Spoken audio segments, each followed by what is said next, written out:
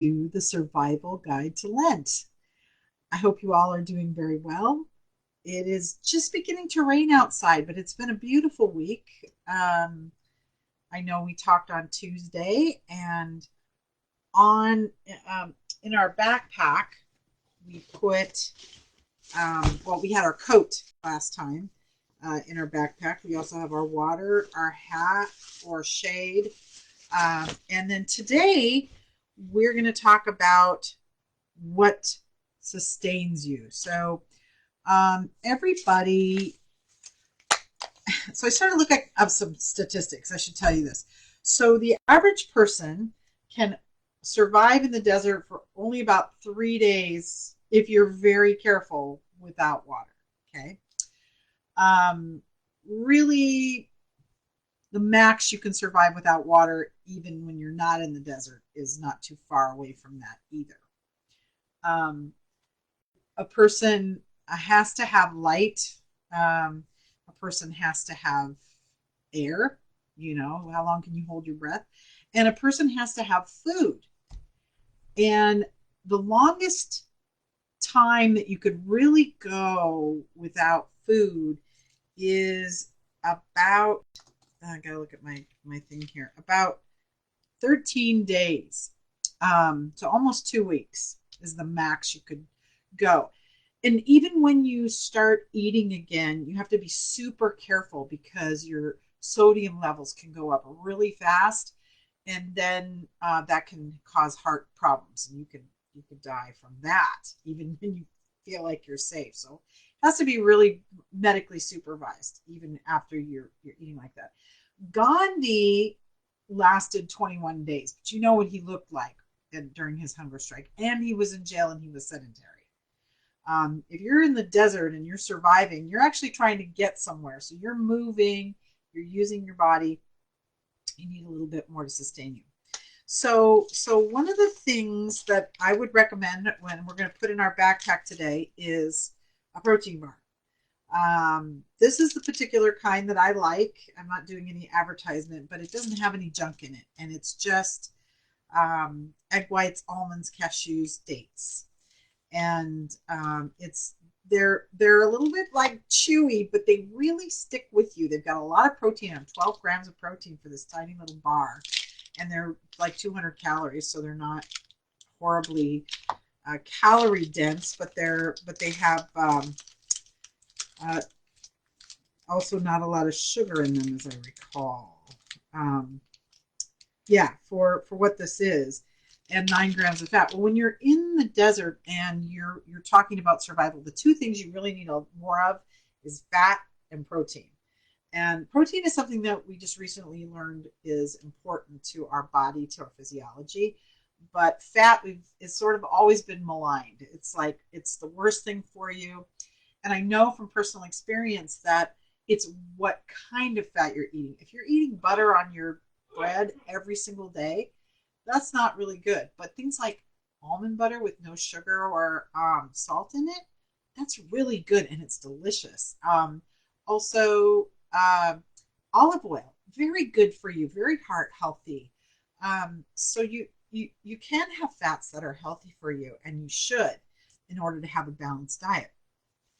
So, in looking up some statistics for today's show, I learned that the hottest place on the earth that has been ever recorded is Furnace Creek in Death Valley in California, and the hottest temperature there was 134 degrees in 1913. It was recorded, but interestingly, more recently in 2018, they recorded the hottest month anywhere on Earth, because the average temperature was 108.14 in the month of July of 2018.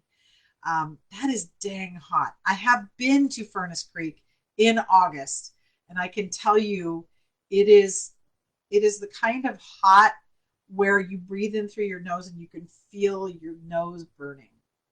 And I'm not a big fan of that dry heat. Everybody talks about, oh, but it's dry heat. Heat is heat to me and my body. And I don't, I much prefer, believe it or not, I much prefer the humidity. It's probably the Northwesterner in me. But um, So when you're out in the desert and you have very little food, you have water that you have to keep from using too much of. You have to ration. It's really important that you keep a positive attitude. And we did a series back in the summer, if you recall, about the Israelites, Moses and the Israelites. And one of the things that they did so poorly was keep a positive attitude. And that was constantly complaining. We should go back to Israel because at least we should go back to Egypt because at least we die. You know, out here we're going to die alone in the desert. And they were all complaining and forgetting that God is there for them. And God could take care of that and did take care of that for them through the manna and quail, if you recall that part of the story. So it if we keep our faith and keep our attitude healthy, it helps us to survive in this desert that we're living in right now. And behind me, you see this desert at night. You'll know that I'm metaphorically talking about COVID being our desert. How do we survive? We have to learn how to just let God handle the situation. This is something we can't fix. We can do all the things that we can do. We can get vaccinated, we can wear a mask, we can stay socially distant, but ultimately, we can't fix it without each other and without God. God makes the world go round. God is the creator of all living things, and therefore, God has a solution for us. I'm not saying that God is ultimately um, responsible for. I'm sorry, my phone is going insane, so it's very distracting. Um, I'm not saying that God is going to send a miraculous cure and cure everybody. That's not what I'm saying. What I'm saying is that we have medical people that are gifted by God. We have each other who believe in God, who love God. We need to keep that faith, keep that